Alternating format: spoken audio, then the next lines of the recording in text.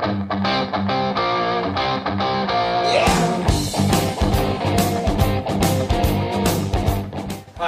I'm Rami Vardy from Stealth Grow, and I'm here to show you the difference between our lights and competition lights. Everybody's complaint about the LED grow lights is that they don't have enough intensity to produce robust fruit or to produce a good, healthy yield. And the reason behind that is because other companies don't use high power LEDs such as we use. The chips that they use are old technology chips, which are called DIP. We have them in our remote controls, we have them in our car stereos, in our TVs, and every other electronic you can probably think of. And again, they only put out about 25 lumens for every watt. Let's keep that in mind. 25 lumens per watt. Now, most lights that are out there have about 300 LEDs on there. So if we have 300 of the 1 watt chips, and we know that they put out roughly 25 lumens for every watt, we know that that number is going to come out to 7,500 lumens. Now, we all know that 7,500 lumens is not that intense. That's probably about 4 T8s, 5 T8s. So that's where the skepticism comes in. Now, Stealth Grow chips put out about 85 lumens for every watt, and we use 2 and 3 watt chips. So that puts us at about 170 lumens for every chip that we use. And we also have 288 chips on our light. Therefore, we're going to have 288 times 170 equals 48,960 lumens of efficiency. Now again, this is on the 2 watt level. We have a 3 watt chip as well. So the lumens is actually about 51,000 and change. Now, the other complaint about the other LEDs is that they don't have a good, healthy spectrum. Stealth Grow LEDs have 4 different spectrums. We have a 630 nanometer red, a 660 nanometer red, which both chips allow us to get from the range of 600 all the way up to 700, which is what everybody knows is where the gold is, where the fruit of the plant is. Now, the other spectrums that we carry are for the vegetation. Is the full spectrum light, which is 2700 Kelvin, and the blue, which is 450 nanometer. And that is used mostly for the vegetation growth. So you have all 4 bands in your light. You can use it for both veg and grow. Now, other LEDs use only the blue and red. That's another reason why they're not actually getting healthy results. They need to fill in the rest of that spectrum. The plants need it. If you look here at a photosynthesis chart, you can see all the different areas of where plants react to the light.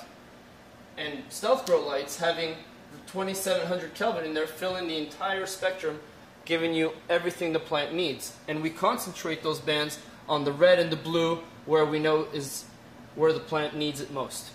HPS only put out about 20% of their power into those ranges of spectrum. And HPS, for example, has about 120,000 lumens, 150,000 lumens, but it's all yellow light. Heat, wasted energy. Many people have different terms for it, but in this case we'll call it wasted energy. So the yellow light that's carried between an HPS only leaves us with just a little bit of healthy spectrum. And how do we compare the Stealth Grow LED light to an HPS? People actually have never had the equipment to measure it until we went out and sought some scientific help from laboratory engineers that are on a government agency level. With scientific meters, we're able to measure the specific range that we want to measure. Today, we're going to show you guys how the Stealth Grow light compares to other competitors' lights and the natural sun. We want to compare in that useful spectrum that we all know is the heart of the fruit, the 600 to 700 nanometer, which is exactly what these meters do. This meter is made to measure 650 nanometer with an 80 nanometer bandwidth. That means it goes 40 down, 40 up. So we're measuring everything from 610 nanometers to 690 nanometers. Now, let's go outside and measure this light with the sun and see how the sun compares to our meter. So here we are outside in Los Angeles measuring the sun from 610 nanometers to 690, and we're going to measure it in watts per meter square and then translate that into the lumen value so everybody understands what the sun puts out in that useful spectrum. The sun is reading about 67, 69, 70 watts per meter square. As I hold it up, let's see if we can get a little bit more brightness out of it. Yep. 72. Trying to angulate here to the best angle towards the sun here. We're in Southern California. 65. 69. Let's give the sun up. There it goes, jumps. 75, caught that right angle. Maybe there was a cloud in the way. So we got 76 watts per meter square just about here on a peak sunny afternoon. Let's go inside and translate that into the lumen value so we can discuss it further. Okay, so now that we came from outside and saw how many watt per meter square the sun puts out in that useful spectrum, let's put that into a lumen value we can understand. So if we saw the sun maxed out at about 75 watts per meter square, and we know that every 1 watt per meter square equals 683.2 lumens, we can actually do that math. So 683.2 times 75 watts per meter square. 75 times 2 equals 51,240 lumens from the spectrum of 610 to 690 nanometer, which we know is the heart of flowering. We know that that's the most important range that we need to cover. Now, we're going to go into our R&D room and show you how a 1000 watt does and how an Stealth Grow SG602 does in this spectrum. Let's go check it out. So today you guys get a preview that barely a few other people get to see, and that's the Stealth Grow R&D room where we test out many lights with different spectrums, and we'll continue to do so for many, many years to finally fine-tune LEDs until they're perfected to 150%. Now, let's see how the LED reads compared to a 1000 watt HPS in that watts per meter square, and then make the lumen value on that. This is a 1000 watt Hortilux HPS, and we're going to show you today how this meter reads with an HPS. We're about 2 feet away from our HPS, and we read about 15 watts per meter square. Let's go a foot away from our HPS, which we know not too many people get a chance to do because it's going to burn their plants. And we get 58 watts per meter square. Let's go even closer to that. 6 inches. We're going to get 85. We're about 6 inches away from the light right now. That's very, very, very rare to see somebody get to. Now, let's go under the Stealth Grow light.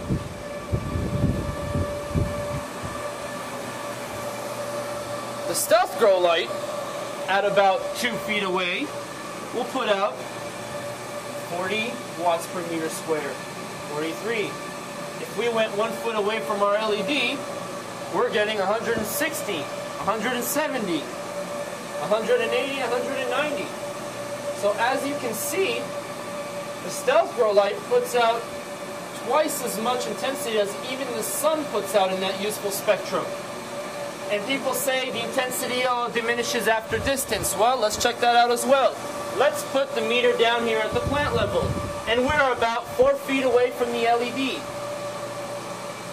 Let's take a look. We see 17 watts per meter square, all the way down the bottom, 4 feet away. Let's take a look at that HPS one more time.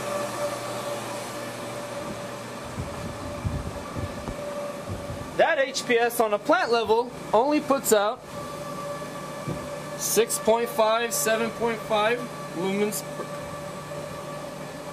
Now, that's only 7 watts per meter square. Let's go calculate all that into lumens and the LED.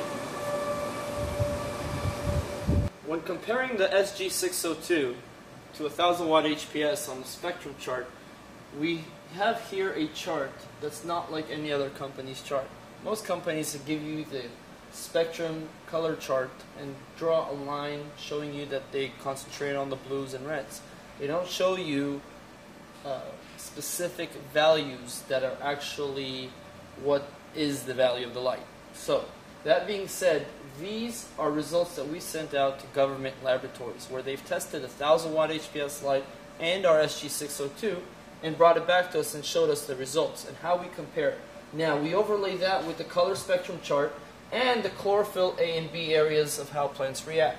So, from the beginning, we could see that the SG602 has enough blues in there to create more vegetation growth than a 1000 watt. We start from the range of 420 all the way up to 480. Where the HPS is reading only about 1.0 relative absorption, we're reading 4. So, that being said, we're about 4 times more intense in that blue spectrum than even a 1000 watt HPS, which is very, very reasonable considering an HPS is warm. It barely has any of that spectrum in there. Again, because it's a full spectrum light, it gives you a little bit of everything. Now, where the HPS really tends to lose all of that energy is with that yellow light. We know that the plants don't use that. There's no absorption there by the plants, barely anything. But because it is a warm color and does produce a little bit, we have the range from an HPS from 600 all the way up to the 700 level, which we know is what we need. So that is why an HPS has worked for those times, but we can make it much more efficient. An SG602, as you see, carries light levels from 540 nanometers all the way down to 700. So it gives you that full spectrum light that you're looking for, and we concentrate it where that needed spectrum is, excuse me, between 600 to 700 nanometers. So if you look closely, you can see that purple line going up here. That is the SG602, and the little blue shades here in the green shade is the chlorophyll A and B. So you can see how the SG602 completely overlays the entire needed area, and the 1000 watt HPS being this dark blue line here only gets a little bit of that stuff, and then it peaks over here on its yellow bands. So when comparing the SG602 and a 1000 watt HPS, you can see just how different it really is. Remember, these are real results from real laboratories. If any of you have any questions regarding this chart, you can see it on our website at www.stealthgrow.com. And if you have any more questions about the chart or anything that I've discussed here today, please feel free to email me directly at support@stealthgrow.com. Thanks a lot, guys. I'm Rami Vardi from StealthGrow. Nice talking to you. See you later.